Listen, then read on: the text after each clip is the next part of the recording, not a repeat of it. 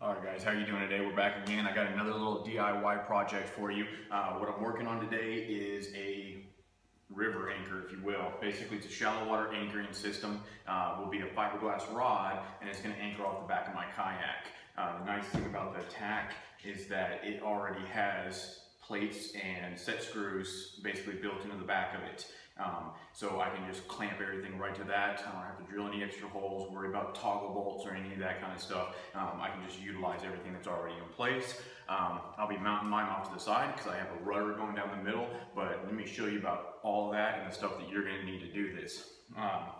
So basically the first thing I did is I went out there and I found some black cutting board, and I picked it up at, I don't know, Ross, Marshall's, one of those little dollar store kind of things where I could find some cutting board material. I cut it to the shape that I was interested in. I've already got, basically I got it bolted together. I did double it up, so I got two pieces put together to make it a little bit more rigid since it's going to be anchoring all the way to the kayak and myself. The next thing I went and got at the hardware store was basically one of these outdoor 4x4x4 boxes. It's just a perfect cube. It's watertight, it's got the seal up on the top of it, and I've bolted that already to my cutting boards that I've got kind of mocked together. So what I'm going to do now is I'm going to take the rest of the supplies I needed. I bought two 1-inch couplers, and I bought two reducers because these fiberglass rods are just inside 3/4 of an inch. So what I'll do is I'm going to use this bushing or reducer. I'm going to put one on the top and I'm going to put the coupling on the bottom, and what that does is that kind of creates a pancake effect. So you can see here, that'll be the cutting board, if you will, and then the bushing coming down and the coupler on the top, and that'll sandwich together. And I mean, these things are rock solid once they're glued together. And so that's how I'm gonna go ahead and sandwich it together into my conduit box here. So you can see they fit in real nice and snug. Of course, I'll be gluing them in. I like to use the red hot glue. That works very, very well, but it is fast. It kicks off real quick, so you gotta be quick about it too. And of course, the last thing you're going to need is some 3/4 inch PVC pipe, and that'll be all the supplies you need to kind of get this going. And then from there, you just need to take your time, really measure and make sure it's going to work for you. So after I took my two pieces of cutting board, I went ahead and bolted these two together. You can see right here, I'm actually using some old slide track to hold them together. Then I went ahead and sized up, sanded everything off to get a real nice contour that I'm looking for, and then I put the box in and I bolted the box down. I'll go back and I'll countersink these guys so they're nice and flush, but I don't want the box moving because now I'm going to go ahead and put a hole saw in the bottom of this thing. Is what I'm drilling into it right now. Let me see what size it is. So the size of the hole saw you're going to need is, well, hell, it's that size. I don't know, I can't find it on there. I think it's about 1.25 inches, maybe it's 1.5 inches, just large enough so that that bushing will fit just inside of it. And of course, with the little lip that it's got on there, that's what's gonna hold it in place, and it'll work out perfect for you.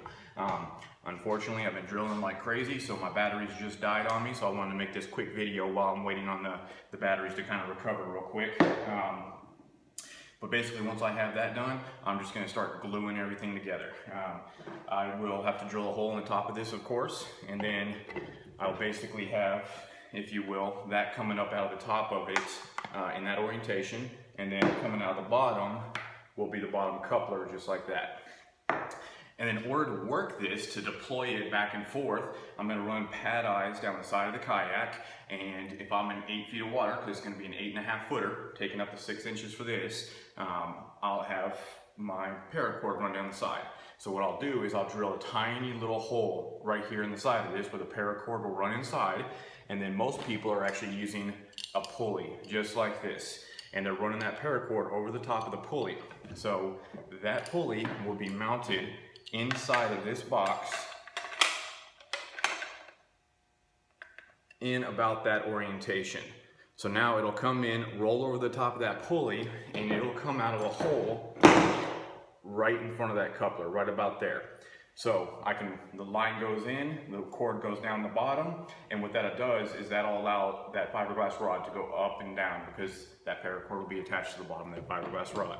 Of course, I'll have a follow-up video of that so you can actually see it working. The only thing I don't have yet is the actual fiberglass rods. You pick them up on Amazon. You can get those for like $12.99 plus shipping. I heard if you're a Prime member, it's free shipping because something that's 8.5 feet long is not going to be cheap to ship. So, you know, if you're already a member, that's great. I have not found anybody local here in Texas that has that on hand. So the search continues for that piece. You can go ahead and get your ready-made stickets at, you know, your Bass Pro Shops, your outdoor stores, your ACKs, but it's $100 for that guy. Now granted, it's a lot cheaper than the micro power pole at almost $1,000 plus wiring, but you know, I'm trying to keep this DIY project basically, right now I'm up to about $25. So if I can keep it under 50 bucks, you know, there's a win right there for a great anchoring system on the back of the kayak. So I'm gonna go ahead and get the batteries recharged up, do a little bit of drilling, some mocking up, and then I'll show you kind of where I'm at with the box before I paint it and bolt it on. Alright guys, so I've got the river anchor kind of mocked up in place here. I'm going to take it off, I'm going to paint it, but I just kind of want to show you what I've got going on now that I've kind of got it assembled. So I've got it mounted here offset on the bracket that I want. You can see I got the paracord that's going to come up, run into the box, and then it's going to come down the bottom here, so you can see where this would clip on to the actual anchor, and then the anchor will slide up and down. But let me show you what I got going on inside so that you have a great understanding of what this is exactly. So you're going to have the second paracord line that's going to run down. It's going to come up, go inside the box, and then here's what's inside the box. Let me unhook that anchor there. So inside the box here, I'll lift up real slow. I opted to not go with the pulley.